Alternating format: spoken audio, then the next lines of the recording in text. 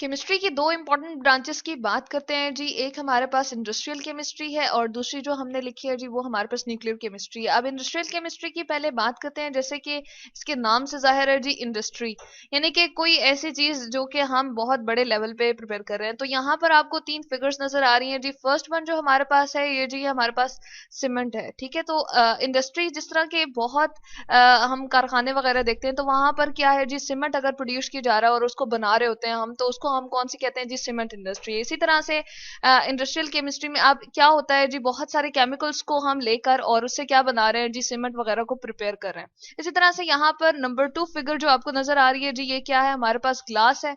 और इसको हम क्या कहते हैं, जिस इंडस्ट्री में ग्लास को प्रिपेयर किया जा रहा है उसको हम कहते हैं जी ग्लास इंडस्ट्री। और उसको बहुत बड़े लेवल पे और बहुत बड़ी बड़ी अमाउंट में जो है प्रिपेयर करते हैं। और इसी तरह से ग्लास जो है वो हम विंडोज में और जो हमारे हाउस होल्ड बहुत सारी चीजें होती हैं घर में इस्तेमाल कर रहे होते हैं, वहां पर हम जो है इसको यूज कर रहे होते हैं। इसी तरह से इंडस्ट्रियल केमिस्ट्री के अंदर हम बहुत सारे डिफरेंट केमिकल्स को यूज करते हुए जी क्या बना सकते हैं, ये फोर्थ फिगर में आपको सॉरी थर्ड फिगर में हम देख रहे हैं जी क्या बना सकते हैं हम। बहुत सारी मेडिसिन वगैरह यूज करते हैं, बनाते हैं और इनको जो है वो आगे हम यूज में लाते हैं, ठीक है।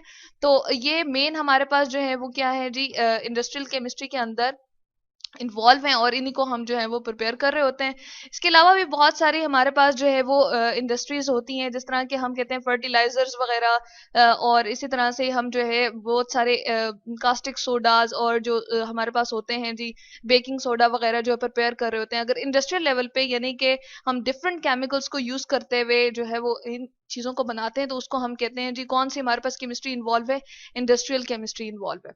इसके साथ यहाँ पर हमने लिखा हुआ है जी न्यूक्लियर केमिस्ट्री। अब न्यूक्लियर केमिस्ट्री क्या है, जिस तरह के हम एक एटम की बात करते हैं, लेट सपोज हम हाइड्रोजन की बात करते हैं, ठीक है जी। तो हम कहते हैं कि हाइड्रोजन एटम को मैं यहाँ पर एच से रिप्रेजेंट करती हूँ, सिंबल हमने लिख दिया है। जिस तरह से अगर लेफ्ट या राइट जाना हो तो हम इस तरह से एरोज से रिप्रेजेंट करते हैं कि यहाँ पर लेफ्ट जाना है या राइट जाना है। तो बिल्कुल इसी तरह से केमिकल्स जो एलिमेंट है हमारे पास केमिस्ट्री के अंदर इन्वॉल्व है, उनको रिप्रेजेंट करने के लिए हमने क्या जी, सिंबल्स जो है वो बना दी हैं।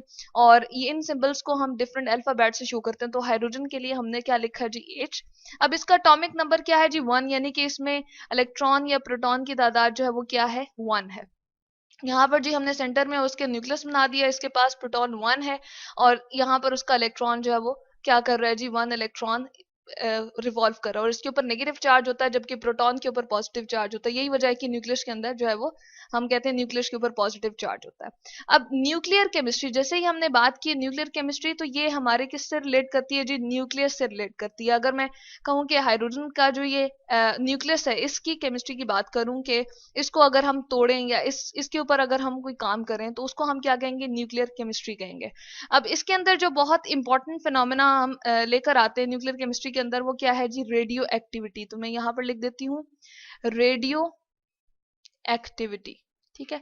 एक ऐसा ये प्रोसेस है जिसके अंदर हम क्या करते हैं जी, रेडियो एक्टिव जो एलिमेंट्स होते हैं। रेडियो एक्टिव एलिमेंट क्या होते हैं जी, जिस तरह मैंने यहाँ पर एटॉमिक नंबर की बात की थी, हमारे पास रेडियो एक्टिव एलिमेंट्स वो वाले होते हैं जिनका एटॉमिक नंबर 82 से या 82 होता है या फिर इससे ज्यादा होता है। तो यहाँ पर हम लिख सकते हैं जी एटॉमिक, इस ओ को थोड़ा सा हम बड़ा करके लिख देते हैं जी, एटॉमिक नंबर जो है यानी कि उसके प्रोटॉन या इलेक्ट्रॉन की तादाद जो है वो कितनी होनी चाहिए जी, 82 होनी चाहिए। अगर इससे हमारे पास वो जो है ज्यादा है या इसके इक्वल है तो हम क्या कहते हैं जी, हमारे पास रेडियो एक्टिव एलिमेंट है। और जब हम उसको लेते हैं, उसके न्यूक्लियस को लेते हैं, तो हम कहते हैं कि हमने क्या किया जी, उस न्यूक्लियस के ऊपर हमने कुछ ऐसा प्रोसेस किया कि उसको हमने तोड़ दिया, ठीक है। जिसके अंदर क्या है जी, 82 प्रोटॉन्स हैं और इसी तरह से हमारे पास उसमें न्यूक्लियस में जो है वो न्यूट्रॉन भी अवेलेबल है। जब हम उसको तोड़ते हैं तो उसमें से क्या हमारे पास निकलता है जी, यहाँ पर हम एक फिगर ले आते हैं।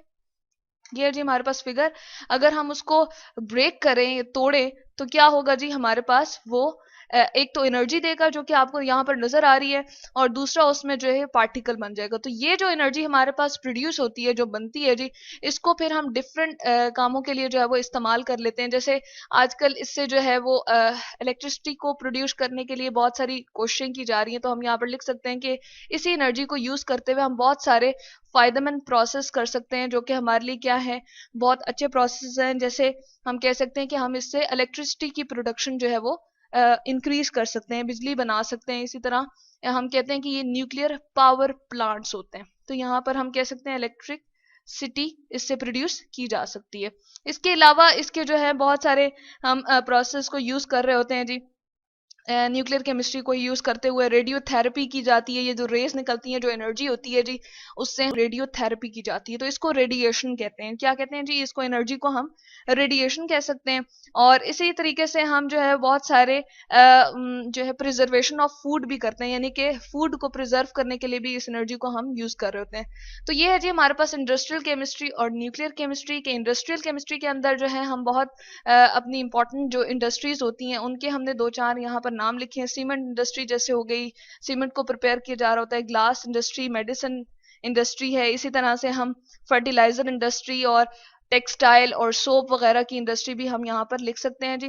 तो ये हमारे पास इंपॉर्टेंट इंडस्ट्रीज हैं जो कि हमारे पास एक लार्ज अमाउंट में इन चीज़ों को प्रोड्यूस कर रहे होते हैं। दूसरी जो हमने बात की है न्यूक्लियर केमिस्ट्री की जी, न्यूक्लियस को यूज करते हुए एनर्जी की प्रोडक्शन जो होती है और उस एनर्जी को हम एक यूजफुल वे में एक इस्तेमाल अपने लिए इस्तेमाल करते हैं, तो उसको हम कहते हैं जी हमारे पास ये क्या है? Nuclear chemistry.